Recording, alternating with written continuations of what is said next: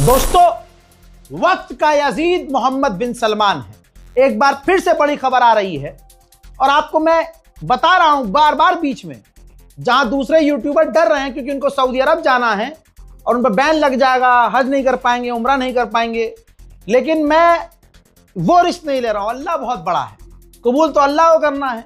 अल्लाह चाहे तो हक बोलने का इतना सवाब दे दे मुझे कि शायद मैं अपने किसी एक अच्छे काम की वजह से जन्नत में चला जाऊं और बड़े बड़े हाजी जो बैठे हैं हक मार के बोलूंगा नहीं आगे। समझदार को इशारा काफी है। वो जन्नत जाएंगे कि नहीं जाएंगे, गली के किसी, अपनी मस्जिद के किसी भी आलिम से पूछ लीजिए, जाके नॉर्मल अपने वालिदैन से पूछ लीजिए, चाहे आप उसने 50 हज करे हों।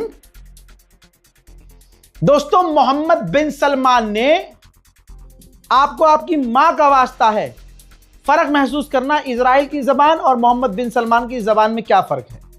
मोहम्मद बिन सलमान ने डोनाल्ड ट्रंप को कॉल किया दोबारा और कहा ईरान पर हमले बंद मत करो, ईरान पे हमले जारी करो और बड़े हमले करो। एक एक शब्द याद रखिएगा, ईरान पर हमले मत रोको, ईरान पर बड़े बड़े हमले जारी रखो। यही वक्त है जब ईरान की रिजीम चेंज की जा सकती है। आप ईरान की रिजीम को चेंज करो, हम आपके साथ हैं। यही वो वक्त है जो आप लड़ाई लड़ रहे हैं, ये दुनिया इतिहास में याद रखेगी। ये एक गोल्डन पीरियड है। ईरान पर हमले बंद मत करना, ईरान पर इतने हमले करो कि ईरान पूरी तरह से कमजोर पड़ जाए, वरना ईरान पूरे इलाके में उभर जाएगा। अब सुनिए, इतना ही नहीं, बिन सलमान की यजीदियत देखिए। बिन सलमान ने अमेरिका पर प्रेशर डाला है कि ईरान के तमाम तेल उड़ा दो, गैस फील्ड उड़ा दो, हम आपके साथ हैं। अल्लाह अकबर। जो मुसलमान ड्रामा करते हैं आज कि अगर हम उस जमाने में होते तो खुदा की कसम हम यजीद का साथ ना देते। अबे सुअरो, तुम अगर अभी भी बिन सलमान के साथ हो और लीपापोती कर रहे हो, नहीं बिन सलमान ने ऐसा नहीं कहा, ये तो प्रोपेगेंडा, ये तो झूठ है। अरे यजीद की गंदी औलादो, तुम्हारा शजरा यजीद से निकल रहा है, समझ में आ गया है। इसीलिए तुम्हारा चचा बिन सलमान तुम्हें बड़ा प्यारा लगता है। आपने महसूस किया है भारत के अंदर खुद ऐसे कुछ मुफ्ती मुल्ला हैं जो बिन सलमान की तारीफ,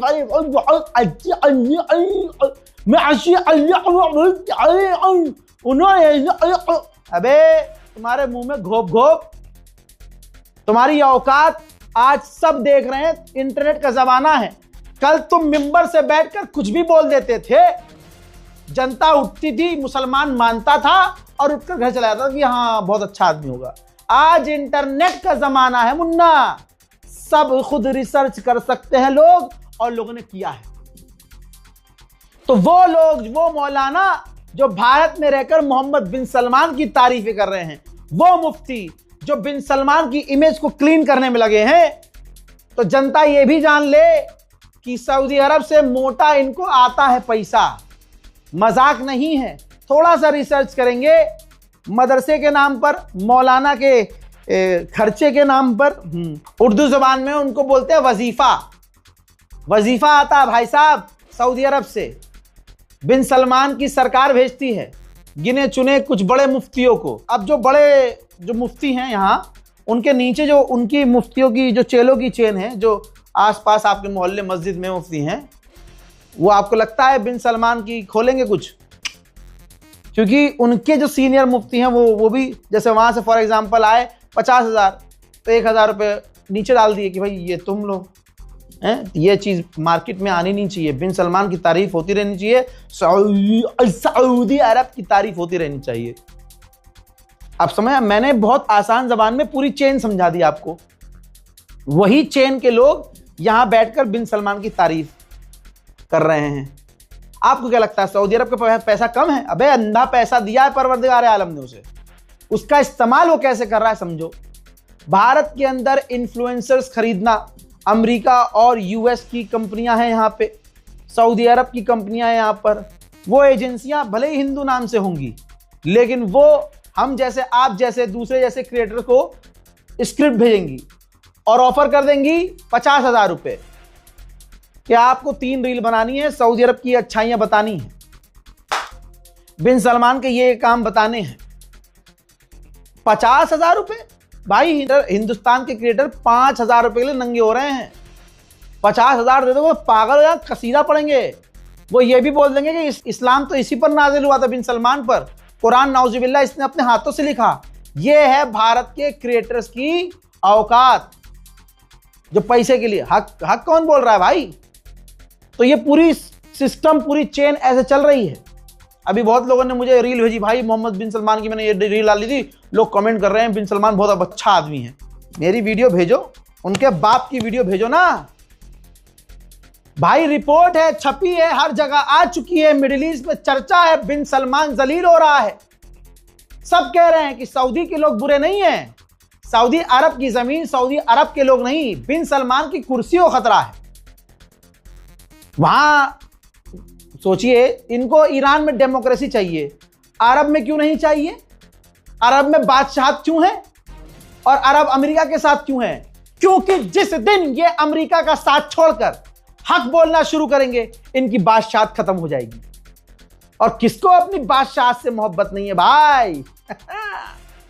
जो अपने सगे भाइयों को कुर्सी पर जमे रहने के लिए जेल में डाल देते हैं सालों साल, अपने भाइयों का, चचाजाद भाइयों को कत्ल करवा देते हैं।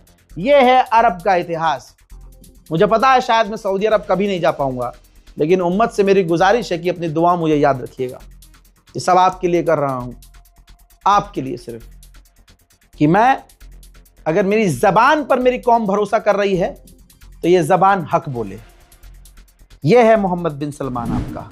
उधर पाकिस्तान के प्रधानमंत्री शहबाज शरीफ ने कहा कि हम होस्ट करने को तैयार हैं, अमेरिका और ईरान के बीच मीडिएशन करने को तैयार हैं।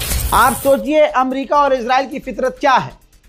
अल जजीरा ने खुद बताया है कि ईरान ने कहा है कि अब तक उसके 498 स्कूल और 281 मेडिकल फैसिलिटीज पर अमेरिका इजराइल गज्जा की तरह हमला कर चुके हैं। इजराइल की एयरलाइंस नुकसान में है, वो इजराइल आ नहीं रही, ना इजराइल में काम कर पा रही हैं, तो वो जॉर्डन और इजिप्ट जा चुकी हैं और वहां से फ्लाई कर रही हैं, वहां से काम कर रही हैं। उधर ईरान ने अब प्रूफ भी दे दिया है कि हमने इजराइल के एक ड्रोन को मार गिराया है। मोहम्मद बाकर जुल्गद्र को समझ लीजिए, हल्का आदमी नहीं है ये, जिसे ईरान की नेशनल सिक्योरिटी काउंसिल का चीफ बनाया गया है। दोस्तों, यह आदमी रिटायर्ड है और फौज का रिटायर्ड है, बड़े बड़े पदों पर रह चुके हैं। और आपको बता दूं, IRGC में ये पहले काम करते थे और अभी भी ये IRGC के करीब हैं। तो अगर किसी को कोई गलतफहमी हो कि शक्ल से बहुत प्यारे और बहुत शांत स्वभाव के हैं, तो गलतफहमी में मत रहना, ये ज्यादा मिसाइल ठोकेंगे। और लिख के ले लो, किसी के पास इनका रिकॉर्ड नहीं है, हमारा भाई दे रहा है रिकॉर्ड, बहुत खतरनाक निकलेंगे। मोहतरम हज़रात, इस रिपोर्ट को शेयर कीजिएगा। अब समझ लीजिएगा कि आपके बीच में अगर बिन सलमान और सऊदियों की तारीफ कर रहा है तो वो कहां से आदमी आया है, उसकी मेंटालिटी क्या है। इस रिपोर्ट को शेयर कीजिए, चैनल को सब्सक्राइब कीजिए, दुआओं में याद रखिए, इंतजार कीजिए मेरे अगले अपडेट का। तब तक के लिए वस्सलाम।